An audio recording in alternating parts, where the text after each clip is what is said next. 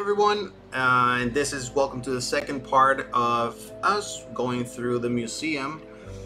The only area that we couldn't review or go through was the one with the paintings. Now you're going to discover right now that is a very big one, and we're going to review each single one of them just for you to see what do we have here in the game. Now I gotta say, I'm not an expert in paintings, but I guess we're going to see together what can we get here in the museum after helping Thaddeus with that treasure. And as you know, you will, anytime that you receive a visit from Thaddeus Turtle, you can go with them and always bring a shovel so you can help him find the treasure chest. And after giving it to Titus, he's going to reward you with a painting that you can then donate to the museum. So let's start with this one. Now here it's an image. We're always going to see the name of the piece and or of the painting, the author, and also a little bit of a description of it. So right now we can see here that this one was a Danish artist best known for his painting depicting the life and ministry of Jesus Christ. Now I'm not much of a religious person, but I can recognize a very good painting when I see one, and here we can see many details of Christ here, and I see this is something that a gesture that we're going to see on many paintings, and I think it has some meaning behind just pointing, to the sky or heaven, because we're going to see that on some other pieces, I'm pretty sure. Now this one, it is Last of the Mohicans, made from a British American painter, Thomas Cole. This one depicts the death of Cora from the novel of the same name. Now I think there's also a movie, but I haven't seen that one, so I guess I'm not adding much to the paintings. I mean, we're not starting well right now, but let's just continue here. And of course, we're going to see the Mona Lisa. This is a painting made by Da Vinci, one of the best known, of course, most visited and written about. And as well, we can see here that there are many parodies of this one as well. I gotta say, I actually was able to see this one in person. It is much smaller than you'd think it actually is. We're not going to see another picture.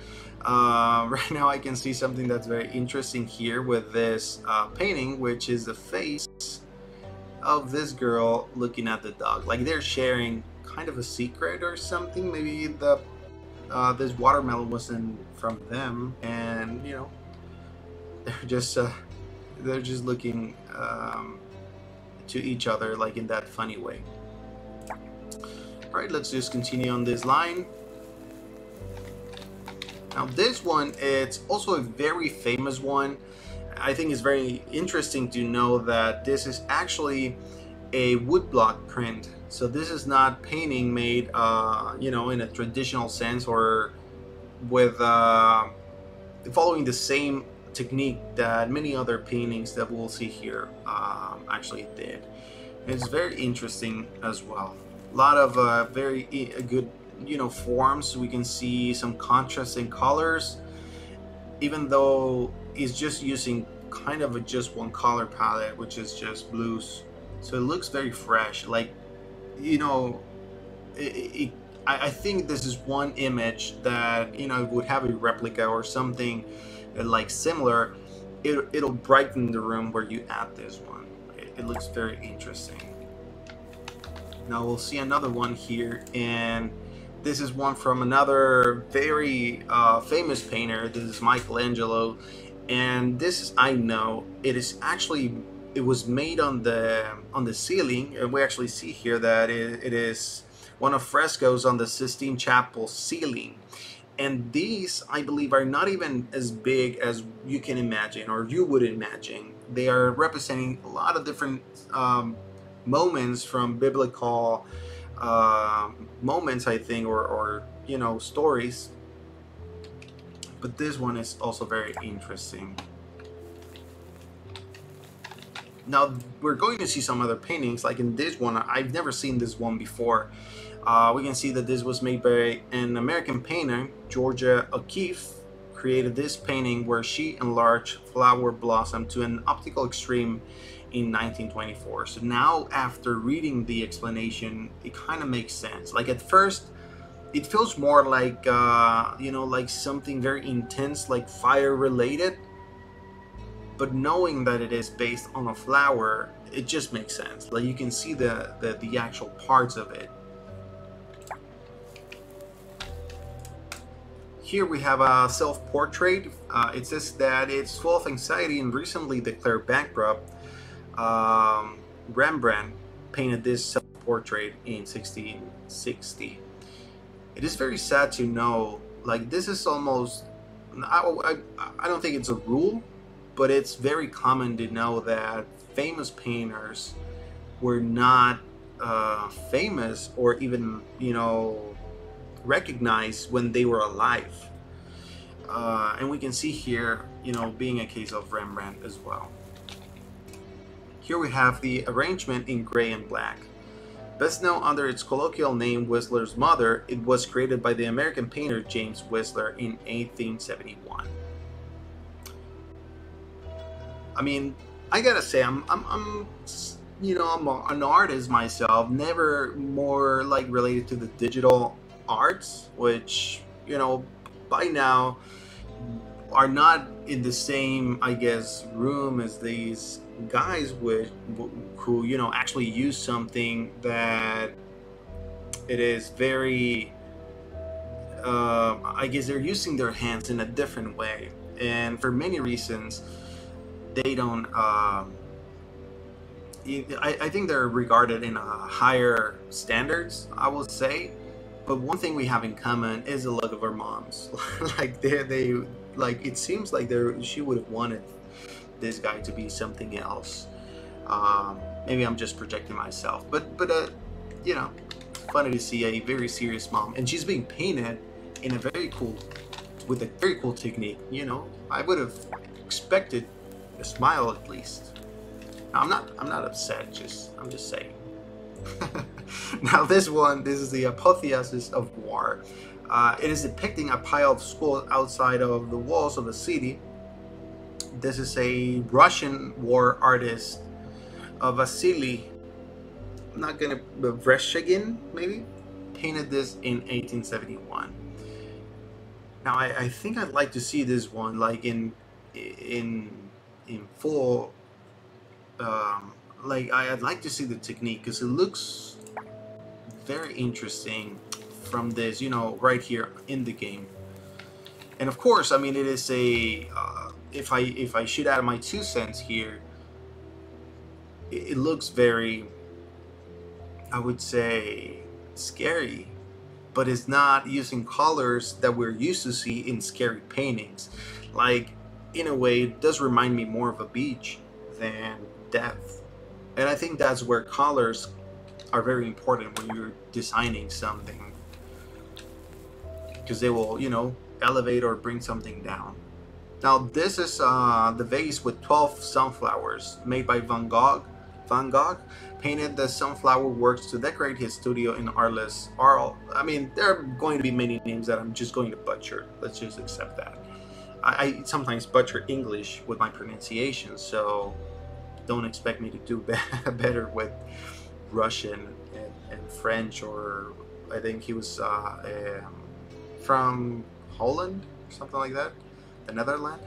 All right, so before the arrival of his friend Paul Gauguin, I don't know, but something I know about Van Gogh is I think this guy Paul was a very good friend of his, and you know, sadly Van Gogh was struggled a lot during his life, and I think he was actually someone with, you know, money from his family, but always struggled to follow through those steps, and he would often just draw or, you know, sketch and paint, and at the time, I think people wouldn't like to see, like, we're not interested in seeing these kind of pieces or art.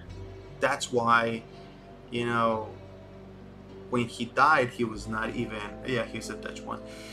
So this is very interesting to for me to see and know, you know, that sometimes your work is not going to be uh, is not going to find the people that is made for on a certain period of time. This one is by, I think it is called Renoir. Renoir? It looks like that. I think I've heard it like that. This is the dance boogie wall. And I think this one, it's famous by its colors. Not sure if this guy, it was an impressionist. I think he is, but don't quote me on that, because, you know, I don't know, I don't really know. But what something we can see is the vibrant colors that are used in the image here, kind of something like Van Gogh did, but he with a different intention, as you can see. Now let's see what we have here. Now this one is Girls at the Piano, leading painter in the Impressionist style, Renoir. Okay, I think I said that. Maybe I'm going to notice when I'm editing the video, but I think I said that, so I'm proud of me if I did. So here's depicting two young girls at a piano in a home. So I think, if I'm not mistaken, again, just trying to put myself in more, you know,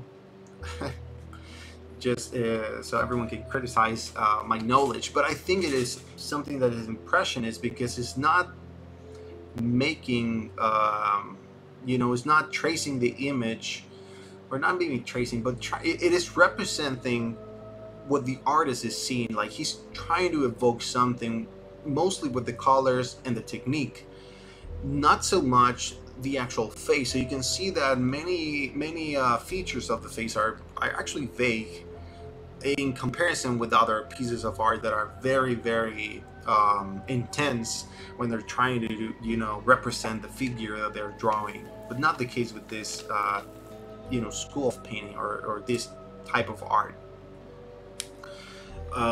Here we have another image or painting. This one made by Turner, JMW Turner, depicting an image of Venice, which I think is pretty cool. Let's go to this one. Now this here, I was talking a little bit about scary things, right, with the painting of the schools, and I think this is what I mean when I say that colors can make something you know, evoke some feelings that other things or other colors won't. You can have a lot of schools, or, you know, bones, even with crowds and things that will make you think of death. But if you don't have the proper colors, it won't feel as scary as something like this. We only have a mill, but the sky and the colors of the ground, it all seems so death in a way. And again, I'm not sure if this is the intention, but it kind of, you know, it feels heavy if you look at this. Like, let's put them together. Like, this here looks even like, I don't think if you compare these two images, this will even feel scary, or it will you know, it will feel scary in comparison with this one.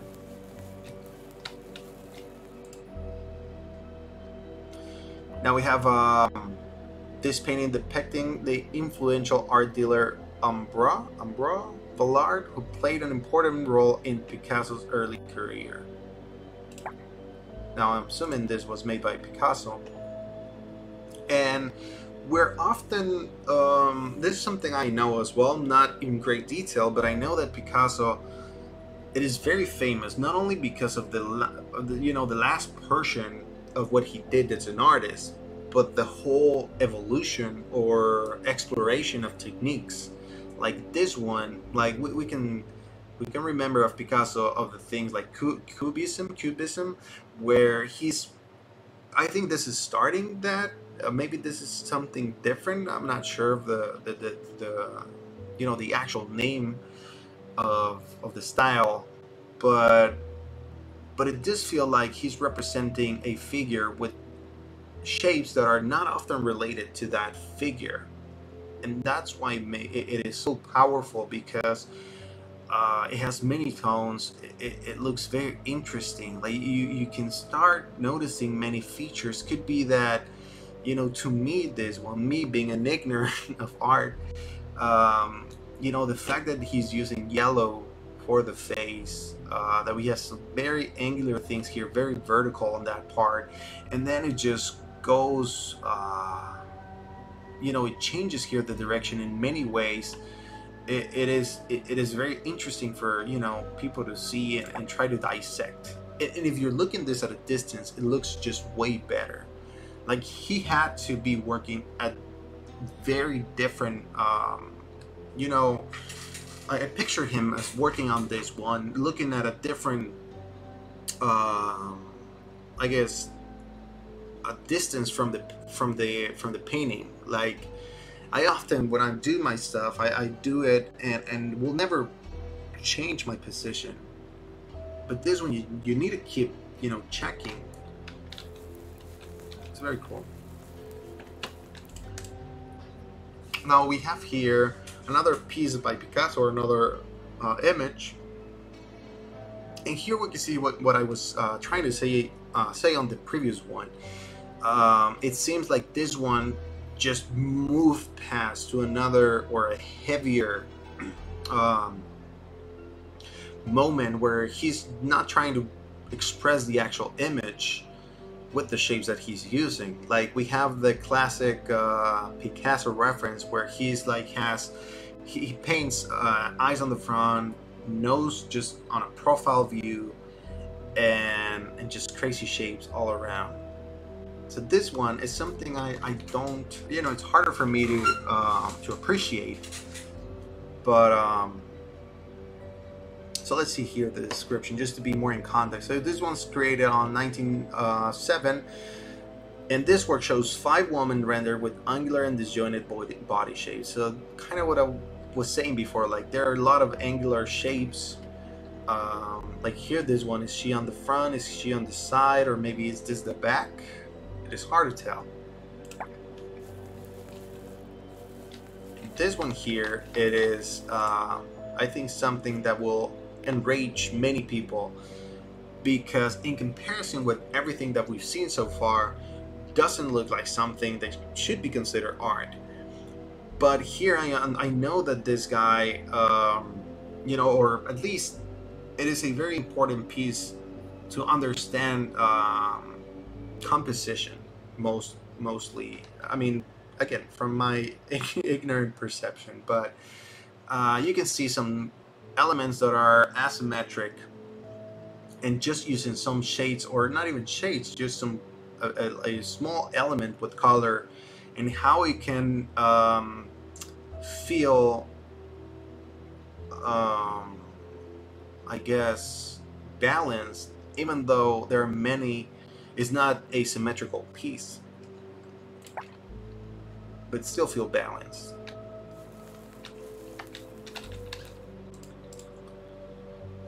Here we have another image. I think it is actually a woman with a parasol, and this is one of Monet's paintings as well. And I think this is also an impressionist, and if it is, I will say that it is, not for the vibrant colors, but because of the shapes that he uses, or maybe the technique. Is it wrong to say shapes? Maybe. I mean, you can see the brush and how he uses this just to make like wavy strokes that, you know, just with the contrast in colors, it does give you something. Like here on the arm, something that's very interesting to see is that you don't see an outline in any way, or even hard shadows separating the arm from the rest of the body, but you still see the arm. I think that's something very impressive. All right, so this is another piece by the same artist. A very interesting or cool use of shade, so you can see many planes. Okay, this is another piece made by Michelangelo, and again, this one very I think parodied as well with the Mona Lisa, and one of the most famous paintings as well, or in this case part of a fresco. And here we have another. This is going to be Jules Joseph Lefebvre. I don't know, but this one I think it is kind of similar to the ones we've seen before, with shapes that are mostly representing something. But these features on this one, these are way more I guess delimited by shadows than the previous ones, just not the background. Now this one, it's a very special one for me, maybe for the wrong reasons. I'm not sure if I'm going to add this one here on the after I edit the image, but I think that, you know, part of history as well is memes. And Joseph the Croix at some point was a very relevant meme with the people or the internet community. So maybe I'll show you the image and how it was used. But right now we can see that, let's just read the description. It says that he posed a mid-yawn for this 1791 self-portrait, that it was considered indecent, impolite, and in poor taste. It is crazy how something that has very good technique can offend many people. But you know, it is mostly due to the things you're trying to represent or what you choose to paint, I guess. Some people are just not ready for that kind of things. We have black strokes number 1, with its undulating color ovals traversed by brush strokes. This is among the first of Kandinsky's truly non-objective paintings. Now, this one I haven't heard before, you know, unfortunately. But I don't know why, it does remind me a lot of fruits, and I just might be wrong. Maybe I've just been preparing a lot of snacks for my kids, but it does remind me of that. I mean, it does have more to it, and this is the thing with this type of art, that you cannot quite determine what it is. And you know, when I was studying back a couple of years as well, several years ago, I remember learning that some paintings will seem to be something just to the untrained or uneducated eye, but when you know more about the artist and the painting itself, it just changes everything. So I'm wondering, maybe that's the case with this one, and probably this one as well.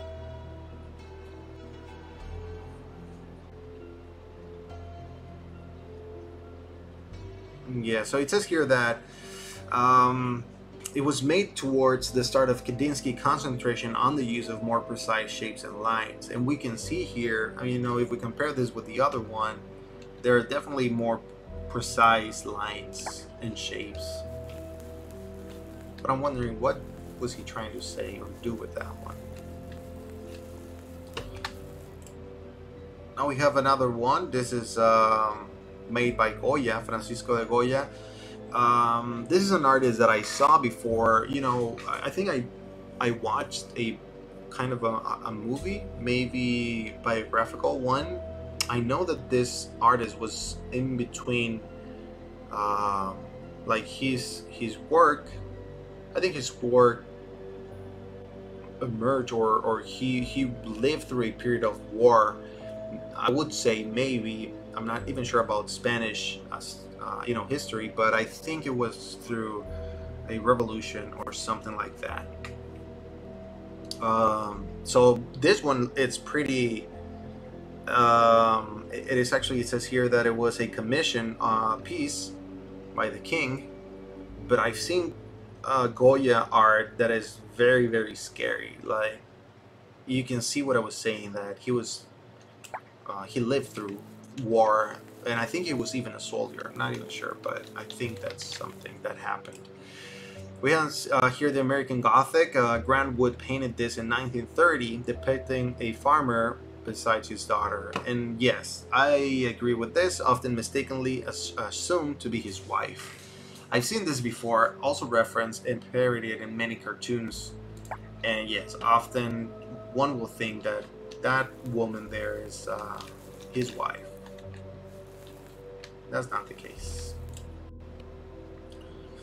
Now this one we can immediately, even though it's not a very old piece, it does feel that it is older, because type of the robes, or the clothes that is wearing this lady kind of seems more like Greek period, but it's very interesting. Now this, let's see, this one here, you can, like, from a distance, you can tell the intention of the artist, but let's see with the zoomed in. So this is All Is Vanity. Charles Allen Gilbert painting is an allegory of death and shows a late Victorian era woman gazing into a mirror or a skull. So here, I guess it's just, something that is still happening to this day, where art is used to not only evoke emotions and feelings, but also the way of the, what the artist think, his ideals. So we can see that he has an opinion here. This is the Still Life with Pygmy Parrot, watercolor painting created by the German painter George Flegel. He was best known for his still life works. Interesting choice to add a fly there. I mean, right now, I'm sure that there's a lot to say here. Watercolor, it's it's hard to master, and in here, I don't think I would ever guess that it was watercolor if I wouldn't read that. Here we have Edgar Degas, maybe? Did not yet have privileges to go backstage and paint this without seeing the actual dance classes. I know that some artists would often go to dancing places to sketch dancers, ballerinas and stuff. And it could be because, one can assume that it was because they were, just perverts in a way, because you're watching girls dancing and moving around. But, some of them might have been the case. I don't even know. But as an artist, I know that drawing movement, and when it's a dance, you have repeated movement. So I'm sure that that's also a very good reason for them to be inspired to go and do that. Of course, if they like women, it's interesting to both have an interest in what you're drawing and trying to represent what they're doing. Because when you're looking at an image, it is very important to be able to capture movement to something that is not moving. So I think that's a very good way to do it, to practice at least. Here we have a stormy sea. Again, this is colors that I don't think one will often use in the water, at least not when you're being a little bit, a basic, not an artist per se. But here, it does look very heavy as well. So I do get that, stormy sea. Let's see if there's something else here. All right, I don't think if I discussed this one. All right, so let's continue with this one here. Now we have the death of Socrates. Now this one, it's also something that I know, mostly the story behind the picture, not really why it was painted or who commissioned this, if it was commissioned. But I really admire Socrates. This guy was a very, you know, very brave person and motivated by his ideals and way of thinking, that he chose to die rather than, you know, follow a life where he wouldn't be able to be himself. Or because the thing here is that he is a philosopher, of course, and one of the greatest, but he was moving people. He was, with the way he, with his teachings, more people was questioning more stuff, and he was inviting people to think. And as you know, most of the times that is something that is not well regarded by people in power. So, or, you know, with people with the higher position. So there were some crimes attached to whatever he was doing, not that they were real, mostly like, you know, just a way to put him behind bars, and or maybe not bars per se, but, you know, stop him from doing what he was doing. And they gave him a choice, which was to stop doing what he was doing or just drank poison. And he actually just drank the poison because he said that living in it, I think it was something like living in an unexamined life was not worth living. So, you know, that's how powerful people was before. And I'm sure there's people like that as these days, but man, this guy was very cool. Another biblical image, very important and relevant as well, made by Leonardo da Vinci. And here there's a, you know, the Last Supper. I don't think there's much I can add. It was highly referenced and mentioned in even some works of fiction like the Da Vinci Code. We have another one here, the beheading of Holofernes. Another biblical reference, this one made by Caravaggio. And, well, I don't know this story, but it looks like this guy, you know, did something wrong, I would guess. Why would you be beheading yourself if you didn't? Here we have another biblical reference, apparently, because it says that it's illustrating the Old Testament story of Hagar, or Agar, sitting in a tranquil landscape, baited by the hazy sunlight.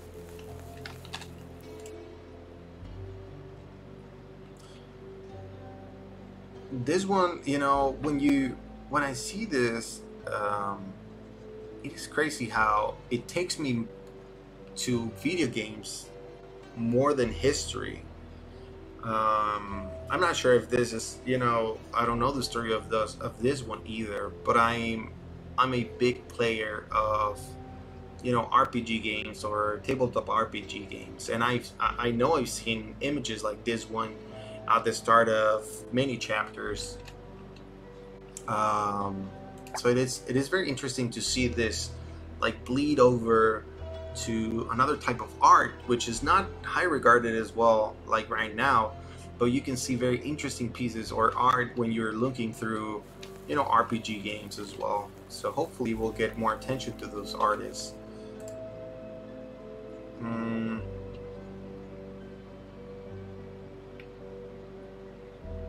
This one, again, this is something I don't really know, but, you know, noticing the styles and how it goes from modern, classic, and a lot of things like that.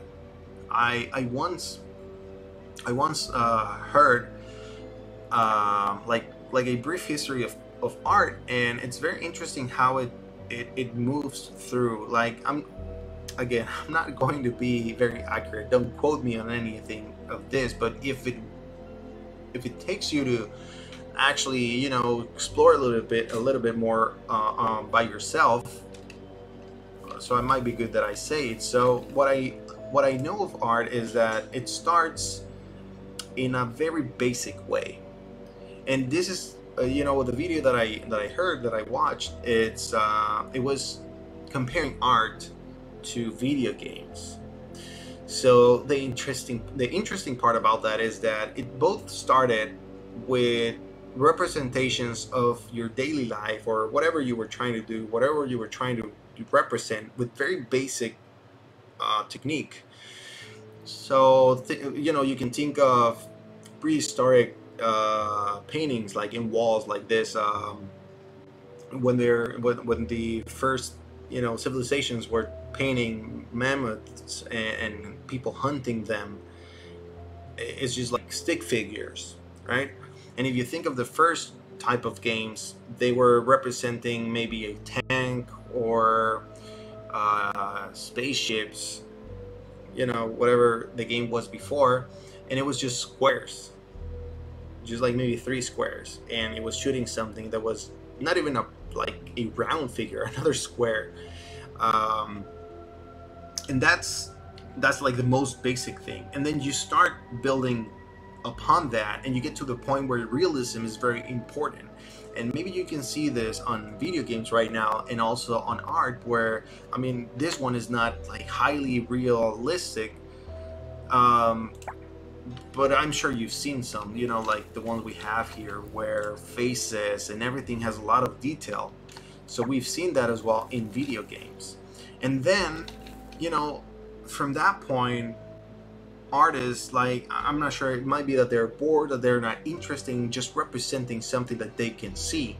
Like if you're seeing something, and even back when they weren't cameras, and you're just doing the same thing, maybe many artists wouldn't feel that as interesting as to do something more, when they're using more color just to make something more vibrant, like I was saying before on the Impressionists. And that's something that you can also start seeing on video games right now, where many try to just do very high realism. But in my own opinion, like when you're playing those games, they're not giving you much. You're just most of the time just pressing forward and maybe punching something or shooting something. But when you compare that to more games that are more high concept, you can see that with Picasso as well. So whatever, I digress so much that here, but I would just remember about that I wanted to tell you. So here's another piece or painting showing a landscape that I think it's very cool to see those. And just before we finish, let's see this one. This one is made by, I thought it was going to be one of the guys on the back, like Monet or Rembrandt, because the technique looks similar, right? Where we don't have, well, we do have like very dense shadows, delimiting very many areas, but still the robe or the shirt here, it's very similar to the one with the lady and the kid on the field with flowers, I think. This one is The Ancient Days, designed by William Blake. Shows Urizen, eternal self-focus being that creates itself out of eternity. Now, I'll be honest, Urizen, it sounds pretty cool, and it's a name I've never heard before. So it's something I'm going to Google after I'm done with this, because I want to know if that's actually a mythological figure, or maybe just a piece of fiction. I mean, not that mythological figures are not fiction, but like a novel or something. I don't recognize that name.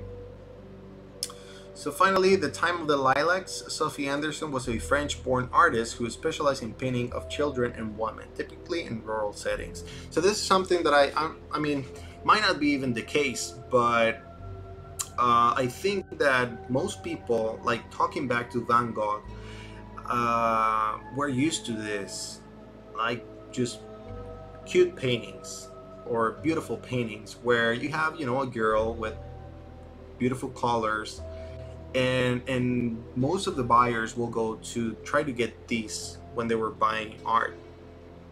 So that's why, artists that are doing something else at the moment are not well appreciated, because they're not doing what's hot at the moment. And I think this might have been the type of things that were famous or looked for back when Van Gogh was doing his stuff. again, don't quote me on anything, but it's what I understand after, you know, listening and reading some stuff here and there. All right, so it was a very dense video. I wanted to review the other room as well, but I think this is going to be part 3, and so I'll see you in that video. Hope that you find this interesting. And